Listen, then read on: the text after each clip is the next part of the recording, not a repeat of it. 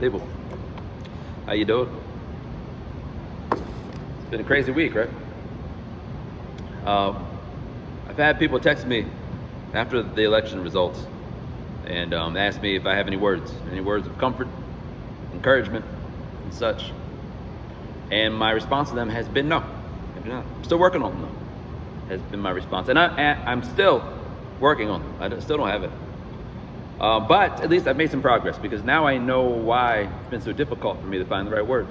And number one, you got to consider that most of the country, the ones that came out to vote, that is, a lot of people didn't vote, so it's a whole other issue. But the people who came out to vote, most of them voted for Trump. So for them, Trump is their comfort.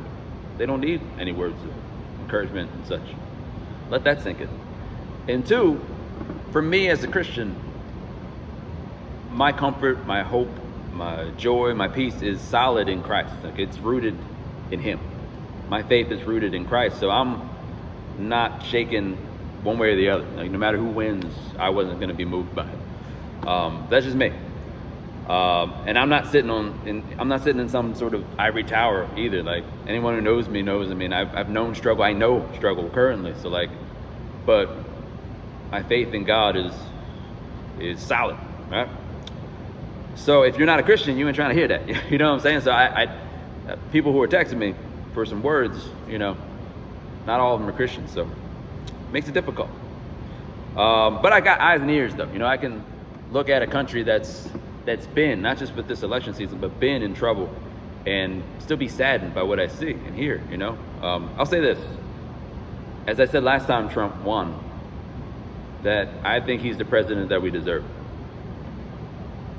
If you think about how you would describe America currently, not what you want it to be, but what it is currently, what you see and hear.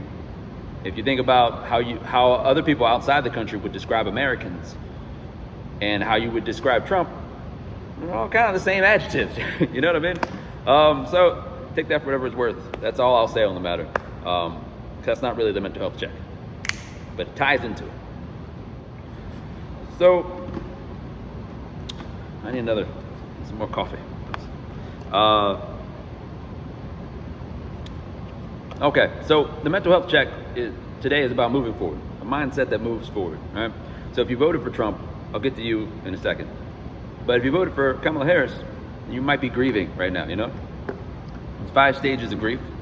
And normally I would say, look, you got to let somebody go through the 5 stages of grief however they see fit, right? They might skip some stages. They might get close to acceptance, but then go back to the beginning sometimes. They might add a bunch of stages. It might take them years if they get over the loss at all. But in this case, with the election, you've got to get to acceptance now. Okay, we need to go now because we need to keep to the grind. There's far too many people venting, far too many people, they're like picking apart the election, like what went wrong. Far too many people starting a war online. I saw AOC. Her reaction online was like, and this isn't anything against her as a person or whatever, but it was rooted in depression, despair, anger, division, all the stuff that's not helpful right now. So we need to move away from that. We need to accept where we're at, and we need to move forward. We need to grind. We need to keep moving.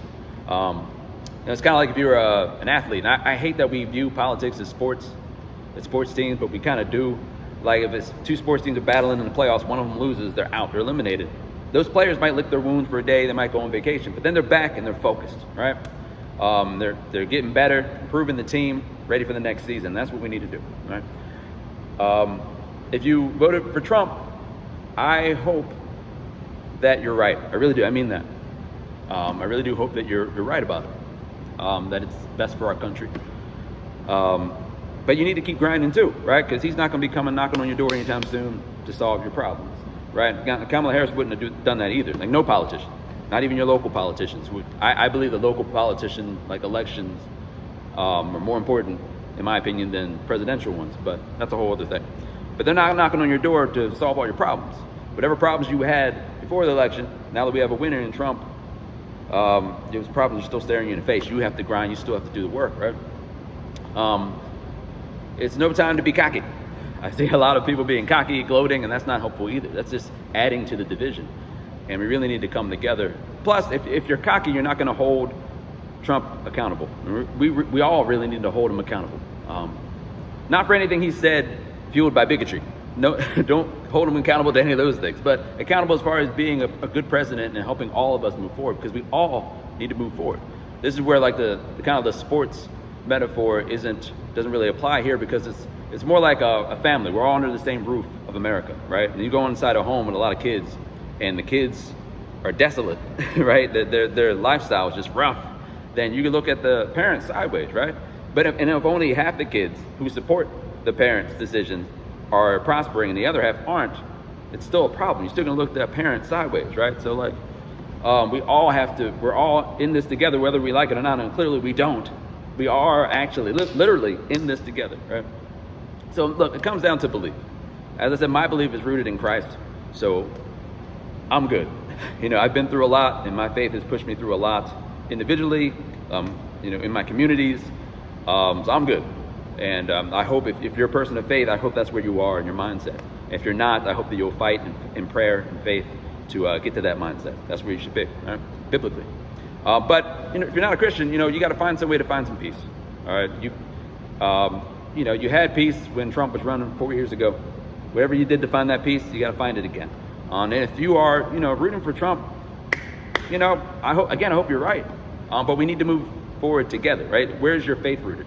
If your faith is rooted in fear, and you believe that the world's coming to an end, then there's nothing that anyone can say to console you.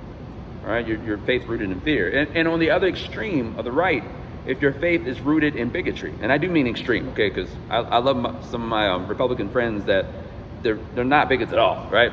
But the extreme right, if you're rooted in bigotry, then there's nothing anyone can say to make you not be a jerk. You know what I mean? Where's your faith rooted? And this comes back to mental health. For any mental health issue, where's your faith rooted? Where are you looking to go, right? So whatever you got to do to find that peace, you got to keep it, and we got to move forward. Cool.